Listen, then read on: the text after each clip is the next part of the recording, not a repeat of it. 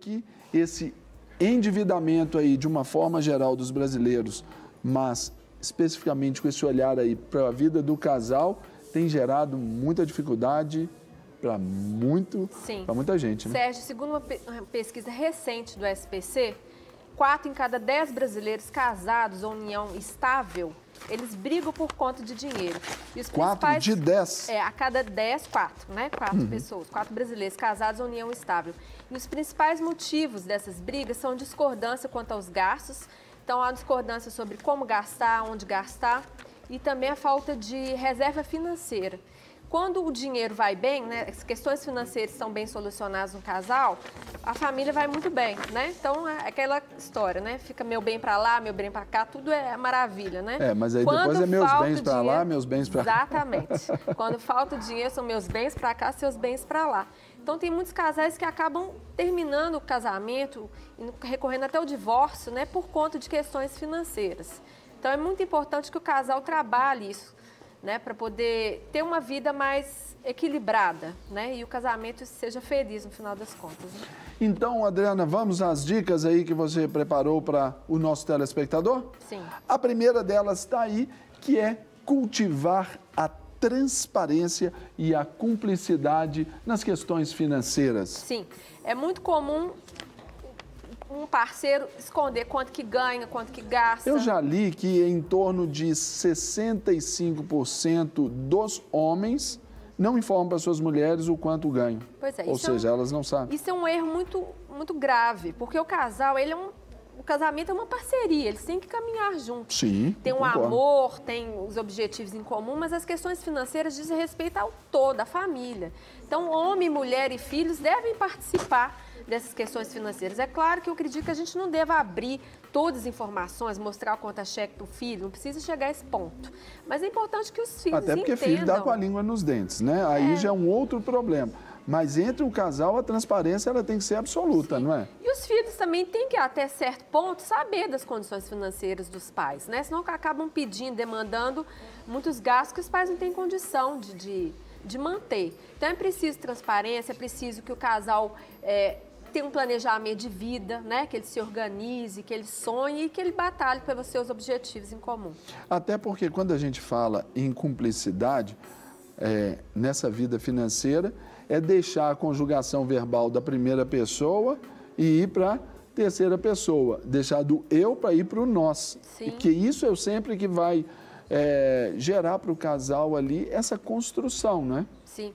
E nós estamos vivendo um momento de crise econômica, Sérgio, muito grave. Então, nós temos 13 milhões de desempregados, 62 milhões de brasileiros inadimplentes. Então, eventualmente, pode até ser que um pai de família esteja desempregado mesmo. Então, o casal tem que se ajudar ali, ajustar as contas, um dar força para o outro, né?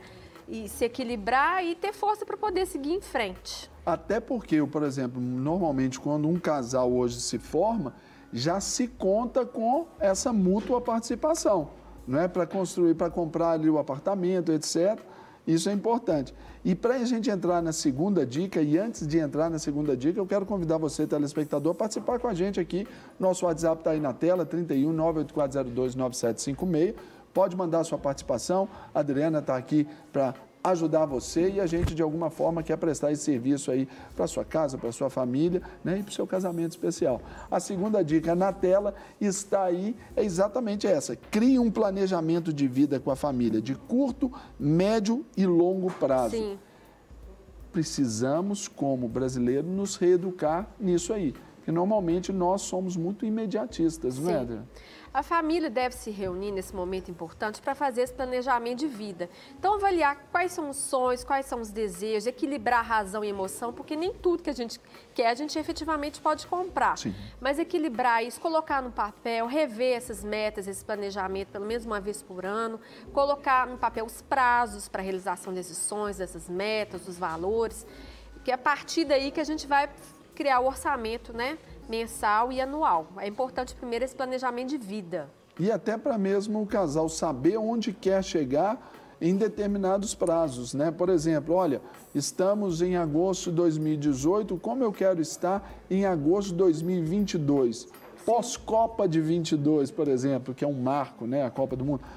O que eu quero fazer? Então, é importante que tem que saber uma linha a ser traçada com um planejamento, metas específicas. Isso é o que faz o casal conquistar, Sim. né? O planejamento não é uma camisa de força, ele deve ser adequado ao longo do tempo, mas é importante que se tenha um planejamento, né? Porque quanto mais a gente tiver organizada a vida, mais a gente consegue realizar nossos sonhos e a gente ser feliz no fim das contas, que é o que todo mundo quer, não é mesmo? Com toda certeza. Terceira dica de Adriana Fileto para você: elabore orçamentos mensais e anuais, detalhados com todas as receitas e as suas despesas. Sim. O brasileiro, na maioria das palestras, oficinas que organiza, a maioria das pessoas não faz esse planejamento básico, porque quanto a gente ganha, a gente sabe, mas é preciso saber onde que o dinheiro está indo, quais são os gastos. Então, reúna todos os documentos, boletos, todas as contas, as faturas e organize em orçamento mensal, né? E é importante também fazer um orçamento anual, porque as receitas e despesas variam muito ao longo do ano. Então, é importante que se tenha esse planejamento. E de vez em quando é preciso reavaliar para ver que contas que aumentaram e pensar em como diminuir os gastos. Então, é fundamental esse orçamento mensal e anual. E quando fala a respeito desses gastos aí durante o ano, é importante saber que, por exemplo, se hoje eu saí e almocei fora, que não seria o normal, eu tenho que colocar esse gasto que eu tive ali com o meu almoço dentro das despesas do mês para saber que, por que eu me apertei esse mês? Olha, aqui naquele dia você comeu fora, mas teve outro dia que foi necessário também. Eu consigo localizar ali onde que é o buraco da carteira, né? Para o dinheiro não vazar, né? Exatamente. E tem que ter uma reserva financeira, não é gastar tudo, né? Porque os imprevistos sempre acontecem também. Verdade. Quarta dica de Adriana Fileto para você: analise as prioridades dos gastos e verifique tudo o que pode ser economizado. Sim. A ideia não é ser o patinhas, o pão duro, né? Mas é viver com dignidade, mas sem desperdício. Há um consultor financeiro que normalmente vem aqui, ele sempre diz que a melhor coisa do mundo é gastar dinheiro. E é fácil, né? Mas Agora, o seu, né? Ganhar é difícil, né? É verdade. Agora, é importante gastar o dinheiro de uma forma consciente, de uma forma inteligente, né? Senão vira desperdício. Então, é avaliar o que pode ser cortado, é conta de água, energia, o que dá para melhorar. É questão do supermercado, muitas vezes comprar alimentos saudáveis acaba sendo às vezes um pouco mais caro, mas é melhor para a saúde. Então, tem que equilibrar e fazer compras mais inteligentes. Quinta dica: sempre tenha uma reserva financeira para eventualidades, para emergências. Há um percentual que se deve se pensar ou um mínimo, um padrão mínimo ali que você deve sempre colocar ali para esse tipo de reserva? Olha, eu não gosto desses números fixos, não, porque depende muito do caso a caso. Tem famílias que têm uma folga financeira maior que outras, tem gente que coloca 10%, 20%. Eu prefiro analisar caso a caso. Mas o fato mês a mês também, né? O fato é que nós temos que gastar menos que a gente ganha, isso é fato, né? Todos os meses, para ter uma reserva.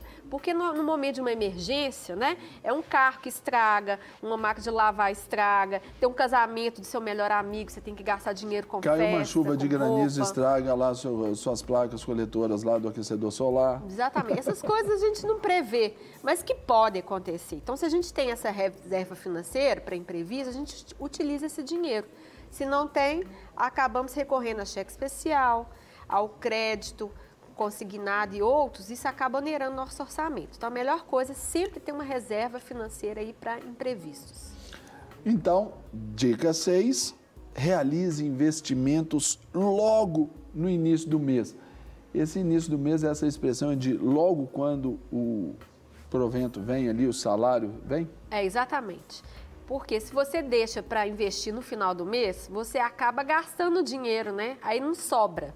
Então, você deve fazer um planejamento de forma que sobre um pouco e você já invista no início do mês. Inclusive, existem alguns investimentos que são automáticos, então você pode programar para específico dia do mês o dinheiro ser retirado da sua conta corrente e migrar para um determinado investimento. Isso é muito interessante. Agora, é preciso ressaltar que a gente só investe depois que está com as contas em dia, né?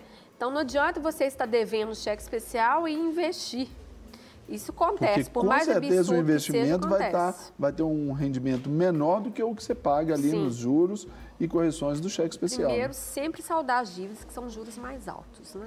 Então aí, ó, tá vendo? Você casal, você papai, mamãe, você homem, mulher, que está ou estão nos assistindo, vocês podem e devem obedecer essas dicas aí. Com certeza isso é segurança para você.